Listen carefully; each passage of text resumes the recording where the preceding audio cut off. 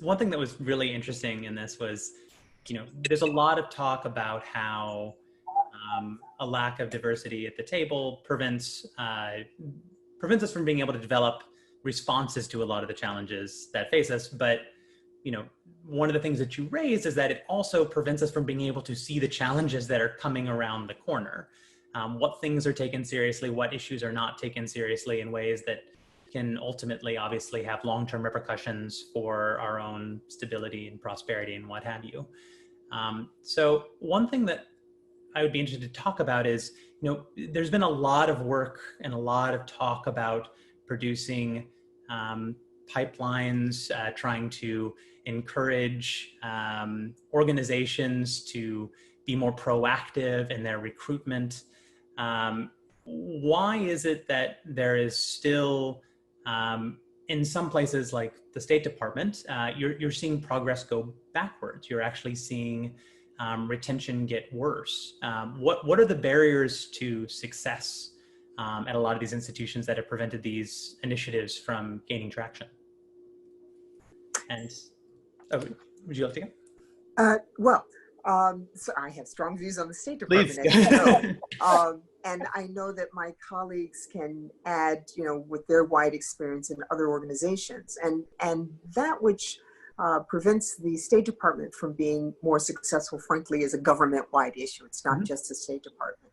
But we have some particular things with our various fellowship programs. And I believe part of our challenge at the Department of State on the Foreign Service side is that it's such a particular way of joining that anyone who does not join in exactly that way is thought of as a second-class citizen.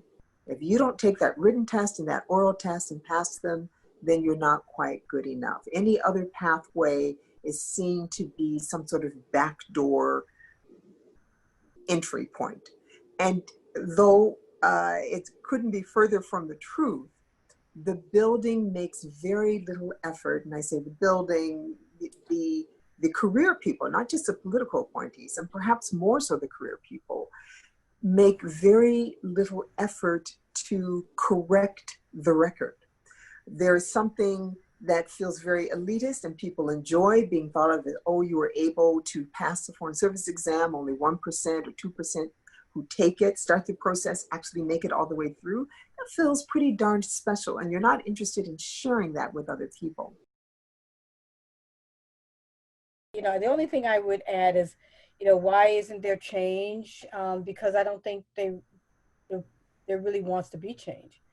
I think that there are programs to bring people in, but I think the people who make the ultimate decisions at the top are very comfortable with the way things are, and they don't want it to change, because that means they have to give up their privileged position. And change means being willing to say, well, maybe I don't always be at the table myself. Maybe I need to make space for somebody else. And as Gina said, the department is a very privileged place to be, and people recognize that, and they want to be there, and they want to help their friends be there. And as Tamara said, a lot of their friends look like them. And so why should they give it to somebody who would be somebody who's not somebody who they also think is just as great as they are? And so there's a lack of desire for change by enough people who make the final decisions for change. And there is a cultural problem because they don't want to change the culture, because there's no one really putting a finger on people to say you have to do it. We have a problem, and this isn't only in national security, we see it in academia, we see it in every field, this self-replication, that we're much more likely to mentor and sponsor people who remind us of ourselves.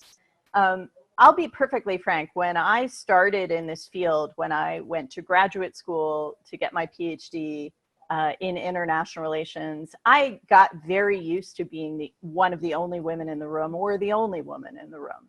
Every one of my direct superiors, every one of the bosses I have reported to in my whole career has been a white man.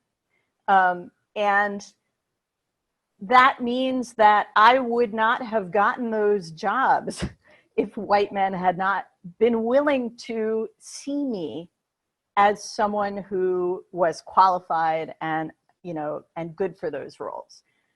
So I recognize that, you know, when we say these things about mentoring people who remind us of ourselves, we're not talking about everybody. This isn't, you know, yes, all white men. But the point is that there is a particular responsibility on those of us who are in senior roles and who may be in the majority. It's a particular responsibility to resist that natural impulse and to seek out people who are not like ourselves